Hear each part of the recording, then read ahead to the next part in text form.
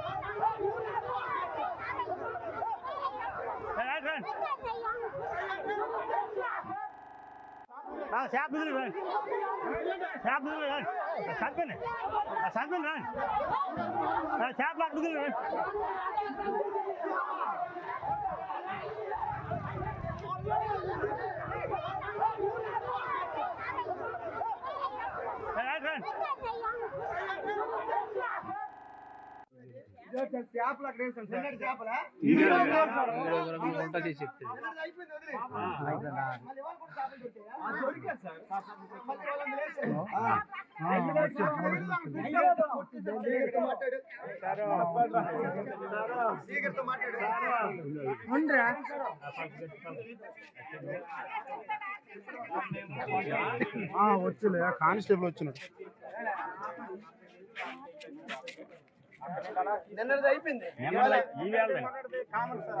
యాక్చువల్గా చేపలు పట్టిన తర్వాత మండపం అనేది ఉంటుందండి. అక్కడికి ఏంటంటే మా ఊళ్ళో అంటే క్రిస్టియన్స్ తీసుకొచ్చి అక్కడ వేసారు. ఎన్ని ఉంటాయి క్రిస్టియన్స్?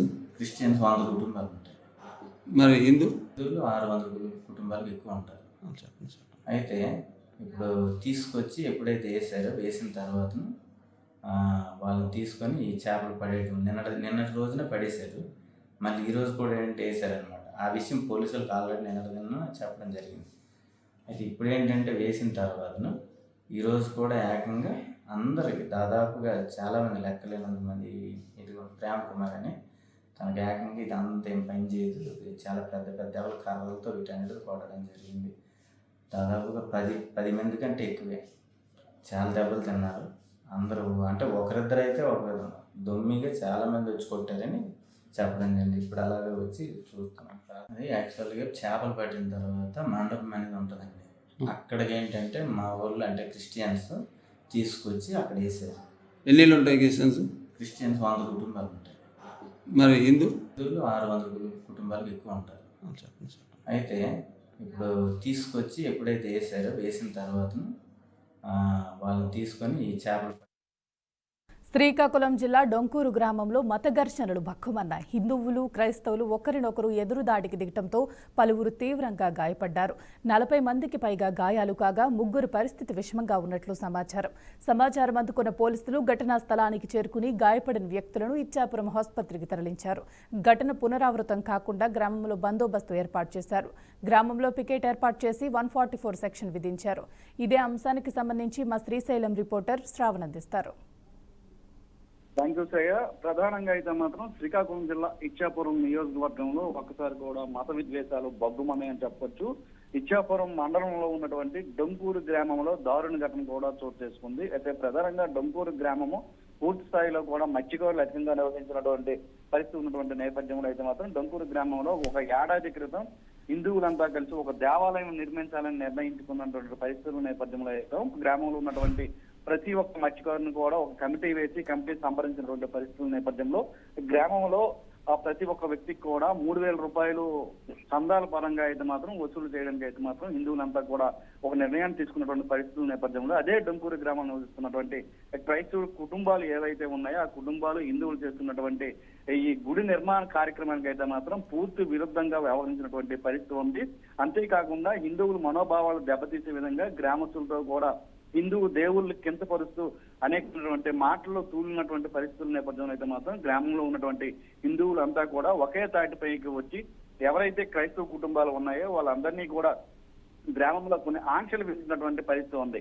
అయితే అప్పటి నుంచి కూడా హిందువులు క్రిస్టియన్స్ అనే రెండు వర్గాలుగా విడిపోయినటువంటి గ్రామంలో ఉన్నటువంటి వ్యక్తులు ఒకసారిగా కూడా నిన్న రాత్రి అర్ధరాత్రి వచ్చినటువంటి పరిస్థితుల నేపథ్యంలో అయితే మాత్రం ఒకరిపై ఒకరు ముందుగా దుర్భాషలు ఆడడం మొదలు పెట్టారు. అయితే ఇది క్రమేపీ చినికి గాలిలో వానలాగా మారినటువంటి పరిస్థితుల నేపథ్యంలో అయితే మాత్రం ఒకసారిగా కూడా ఇరు వర్గాలుగా విడిపోయి ఒకరిపై ఒకరు పరోక్ష దాడులకు దిగినటువంటి పరిస్థితి ఉంది. అయితే ఈ దాడుల్లో ప్రధానంగా అయితే మాత్రం గ్రామంలో ఉన్నటువంటి 40 మంది వ్యక్తులకి తీవ్రంగా గాయాలైనటువంటి పరిస్థితి ఉంది. అందులో 3 పరిస్థితి అయితే విషయంగా మారింది. అయితే ఈ సమాచారం అందుకున్నటువంటి పోలీసులు ఒటావుటిన కూడా ఆ డొంకూరు గ్రామానికి చేరుకుని పరిస్థితి అంతా కూడా సమీక్షించి ప్రత్యేకించి పికెట్లను కూడా ఏర్పాటు చేసి 144 సెక్షన్ కూడా గ్రామంలో విధించారు. అంటే అక్కడ మత విద్వేషాలు ఏ విధంగా ఎత్తుమీరుతున్నాయి అనేది కూడా చాలా స్పష్టంగా అర్థమవుతుంది. అయితే ఈ ప్రధానంగా అయితే మాత్రం పోలీసులు ప్రాథమిక సమాచారం మేరకు అయితే మాత్రం హిందువుల మనోభావాలను దెబ్బతీసే విధంగా అక్కడ ఉన్నటువంటి క్రిస్టియన్ కుటుంబాలు ఏవైతే ఉన్నాయో వాళ్ళు ప్రవర్తించినటువంటి తీరుతో అయితే మాత్రం ఈ వివాదం ముందుగా చెలరేగిందని కూడా తెలుస్తుంది. అయితే సముద్ర తీరంలోనే ఒకరిపై ఒకరు పరోక్షంగా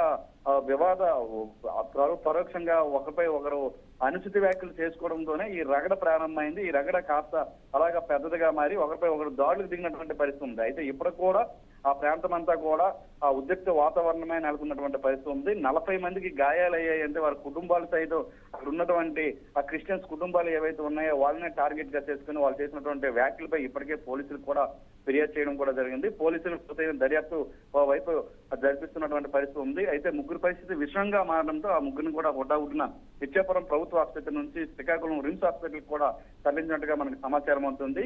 అయితే పోలీసు ఉన్నతాధికారులు సైతం ఇప్పటికే గ్రామంలో పర్యటించారు. గ్రామంలో ఉద్రిక్త పరిస్థితుల్ని అన్ని కూడా ఎప్పటికప్పుడు పూర్తి స్థాయిలో కూడా అబ్జర్వ్ చేస్తున్నటువంటి పరిస్థితి ఉంది. అయితే డొంకూరు గ్రామంలో ఒకసారిగా కూడా మత విద్వేషాలు బగ్గుమన్నటువంటి పరిస్థితుల నేపథ్యంలో అయితే మాత్రం ఇచ్చాపురం నియోజకవర్గంలో ఉన్నటువంటి మొత్తం ఎవరైతే క్రిస్టియన్స్ ఉన్నారో క్రిస్టియన్స్ సంఘాలు సైతం దీని మీద తీవ్రంగా వ్యతిరేకిస్తున్నటువంటి పరిస్థితి ఉంది. అలాగే హిందూ సంఘాలు కూడా వ్యతిరేకిస్తున్నటువంటి పరిస్థితి. ఒకరిపై ఒకరు ఇప్పటికీ పరోక్షంగా అయితే మాటల యుద్ధం కొనసాగుతుంది. అయితే ఆ రానున్న సమయంలో ఈ ఘటన ఏ విధంగా మలుపులు తిరగబోతుంది అనే అంశంపై అయితే మాత్రం పోలీసులు కూడా పూర్తి స్థాయిలో కూడా మానిటరింగ్ చేస్తున్నటువంటి పరిస్థితి ఉంది. ప్రస్తుతం అయితే మాత్రం మళ్ళీ గొడవలకి పెద్దవి కాకుండా అయితే మాత్రం ప్రస్తుతం ఆ గ్రామంతో పాటు కూడా పరిసర ప్రాంతాలన్నీ కూడా 144 అమలుతో పాటు కూడా సెక్షన్ 13 కూడా అమల్లోకి తెచ్చినట్లుగా అయితే మాత్రం ప్రస్తుతం సమాచారం అవుతుంది. Shreya, thank you Shravan, thanks for the update.